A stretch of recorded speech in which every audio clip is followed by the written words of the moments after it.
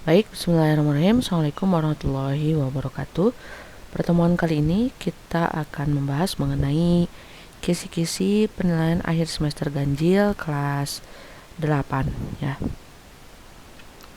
Ya, yang pertama ada gerakan olahraga dan beberapa otot yang terlibat. Nah, ini ada beberapa contoh, misalnya gerakan push up, gerakan pull up, itu otot yang terlibat adalah otot bicep dan tricep pada lengan atas. Kemudian sendi yang terlibatnya lebih dominan di sendi engsel ya. Kemudian ada gerakan squat, otot yang terlibatnya ada otot betis dan otot paha. Kemudian sendi yang banyak terlibatnya adalah sendi engsel pada lutut. Lalu ada gerakan membuka kunci. Nah, otot yang terlibatnya ada otot pronator dan supinator di lengan bawah. Beberapa sendi yang terlibat ada sendi putar dan sendi geser pada lengannya. Kemudian ada juga gerakan men-smash badminton, misalnya semua otot lengan, semua otot paha dan betis serta otot pada punggung itu terlibat. Kemudian sendi-sendi yang terlibat misalnya ada sendi engsel, sendi peluru dan sendi geser. Sendi engsel pada siku dan lutut, kemudian sendi peluru pada pangkal lengan dan pangkal paha, serta sendi geser pada pergelangan tangan. Kemudian ada gerakan nasti pada tumbuhan dan stimulusnya. Kita tahu bahwa gerakan nasti itu merupakan gerak pada tumbuhan yang arah gerakannya tidak dipengaruhi oleh arah stimulusnya. Contohnya misalnya ada gerak seismonasti atau tigmonasti. Stimulusnya berupa sentuhan, contohnya menutupnya daun putri malu ketika disentuh. Kemudian yang kedua ada termonasti. Termo itu artinya suhu ya, maka stimulusnya juga berupa suhu, perubahan suhu. Contohnya adalah mekarnya bunga tulip. Selanjutnya ada fotonasti. Foto adalah cahaya, jadi stimulusnya berupa cahaya. Contohnya adalah mekarnya bunga pukul 4 atau mirabilis jalapa. Kemudian ada niktinasti. Nikti itu artinya kegelapan. Jadi stimulusnya berupa gelap ya. Contohnya adalah menutupnya daun petai Cina pada saat malam hari. Ya, kisi-kisi selanjutnya ada gerakan hewan dan hambatannya. Habitat hewannya ada di darat, ada di perairan dan di udara dalam kurung saat terbang ya. Jadi hewan darat itu punya hambatan gerak berupa kelembaman atau gaya inersia. Ya. Kemudian untuk di hewan perairan itu memiliki hambatan berupa kerapatan air.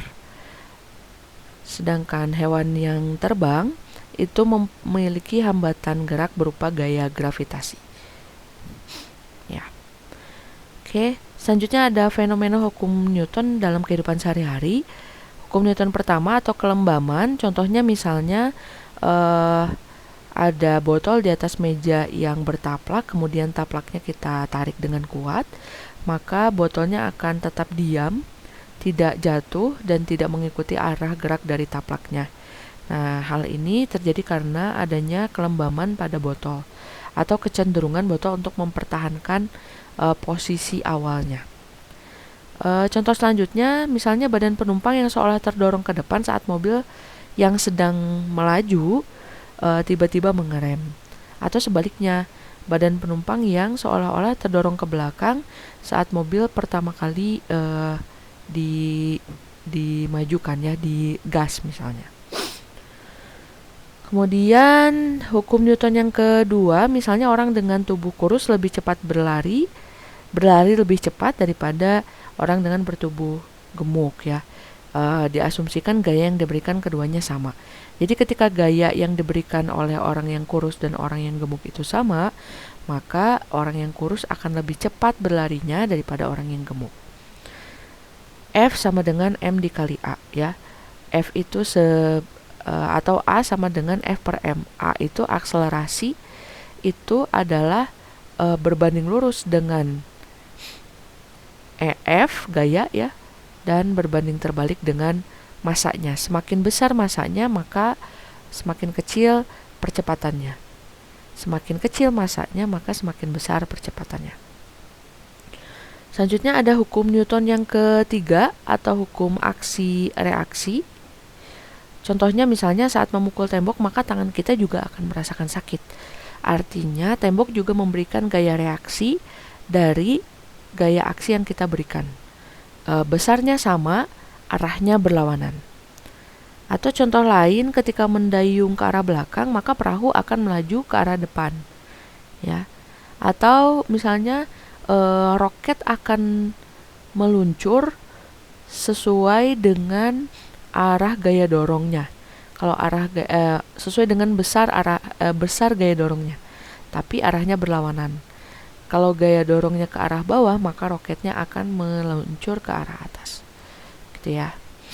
Selanjutnya nanti ada soal tentang percepatan, kita akan jelaskan di PTMT. Kemudian ada soal tentang kecepatan juga kita akan jelaskan di PTMT. Ini selanjutnya ada soal tentang tetesan oli. Jadi kalau ada mobil kemudian olinya menetes, maka ada pola-pola tetesan oli. Kalau mobil melaju ke arah kanan seperti ini misalnya, kemudian pola tetesan olinya seperti ini, maka ini adalah GLBB diperlambat. Kebayangkan ya, asalnya cepat, ini tetesan olinya, asalnya mobilnya cepat, maka tetesan olinya renggang. Ketika diperlambat, maka tetesan olinya merapat, seperti ini ya. Sebaliknya, ketika GLBB dipercepat, tetesan olinya awalnya rapat, kemudian karena mobilnya dipercepat, maka tetesan olinya menjadi renggang. Sedangkan jika GLBB, maka jarak antara tetesan olinya relatif sama. Ya, GLB itu adalah gerak lurus beraturan karena kecepatannya tetap. Nanti akan ada soal usaha, kita akan jelaskan di PTMT juga. Selanjutnya ada jenis tuas dan contohnya. Ini adalah tuas golongan yang pertama atau titik tumpu yang di tengah. Titik tumpu berada di antara kuasa dan beban. Contohnya, misalnya gunting, kemudian gegep ya, ada tang buaya, lalu ada klip kertas, ada palu ya, dan pemotong kabel. Ada juga jepit rambut seperti ini.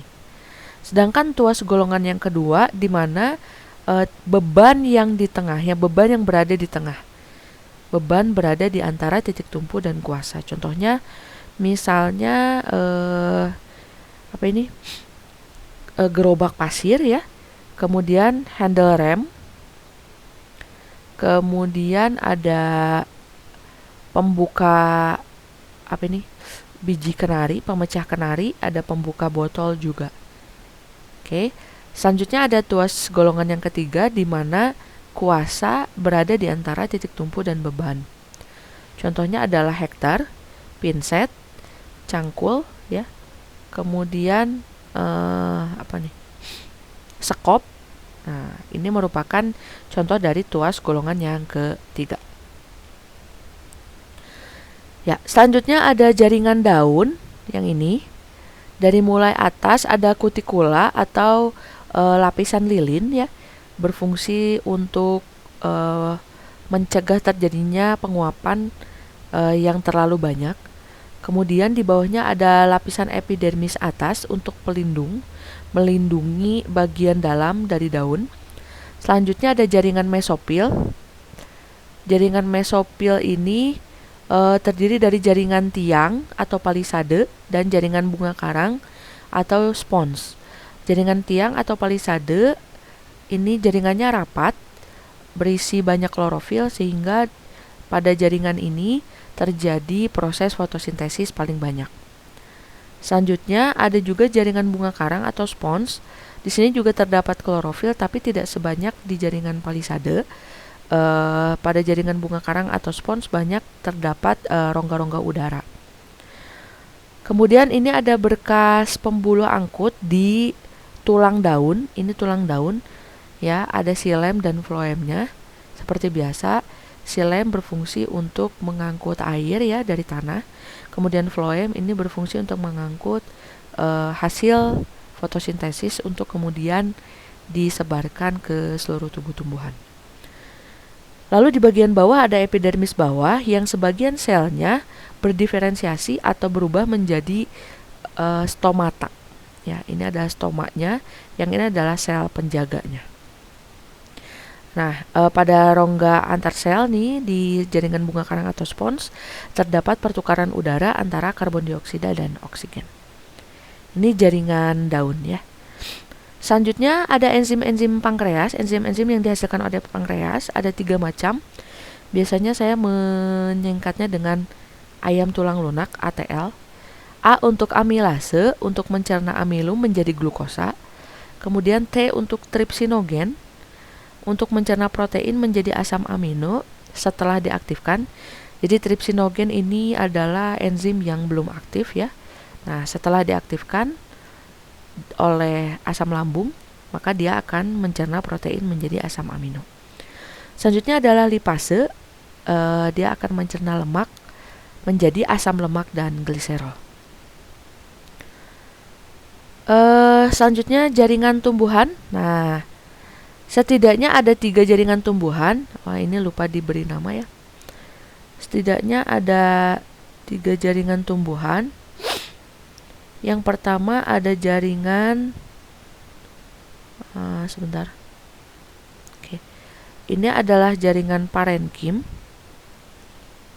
Ya. Ini adalah jaringan parenkim. Jaringan parenkim itu biasanya ini mendatar ya. Potongan mendatar, yang ini potongan membujur atau memanjang. Nah, jaringan parenkim ini biasanya relatif sama sel-selnya, kemudian tidak ada penebalan dinding sel. Ya, seperti ini. Kemudian yang kedua, ini adalah jaringan sklerenkim.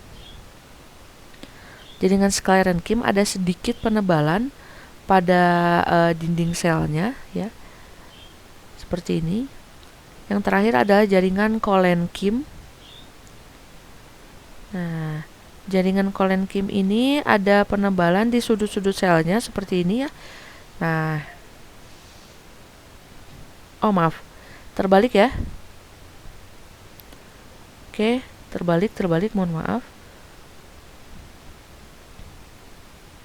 Terbalik, yang ini kolenkim.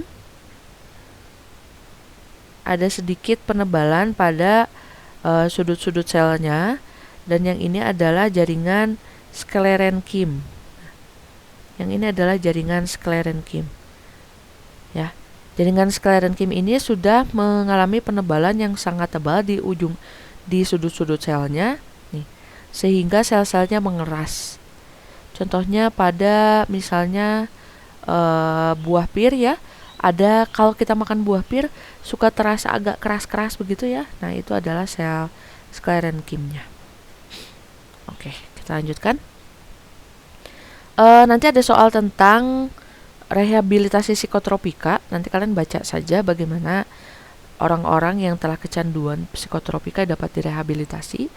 Kemudian nanti ada soal hitungan tentang katrol. Kita akan bahas di PTMT. Nah, beberapa soal pada PAS ini ada tentang membaca infografis dan menemukan informasi pada teks. Jadi nanti kalian harus pandai-pandai membaca infografis dan menemukan informasi pada teks. Contohnya di sini ada infografis tentang biang kerok banjir Jakarta. Nah, di sini kita bisa melihat informasi apa saja. Misalnya ada, ternyata banjir di Jakarta itu disebabkan oleh penurunan muka tanah. Nah, ini ada fakta bahwa terjadi penurunan muka tanah sebanyak 4,1 meter sejak tahun 1974. Selanjutnya misalnya kiriman dari Bogor. Nah, bagaimana banjir ini bisa terjadi dari kiriman dari Bogor? Misalnya alih fungsi hutan Ciliwung dan air hujan yang tidak terserap oleh tanah. Dan lain sebagainya ya. Jadi kalian harus bisa mengambil atau menemukan informasi apa saja sih yang terkandung dalam infografis ini. Begitu pula dengan teks ya, nanti ada beberapa teks, kalian harus baca baik-baik, lalu informasi apa saja yang memang ada di dalam teks. Ini ada beberapa latihan soal, silahkan kalian harus coba tulis dan kerjakan. Nanti pada saat PTMT kita akan bahas soalnya. Ya. Ini soal yang pertama, kedua, dan ketiga. Ini soal yang keempat. Jadi ada 4 soal semuanya. Baik, itu saja yang kita bahas hari ini. Terima kasih banyak atas perhatiannya. Selamat belajar. Wassalamualaikum warahmatullahi wabarakatuh.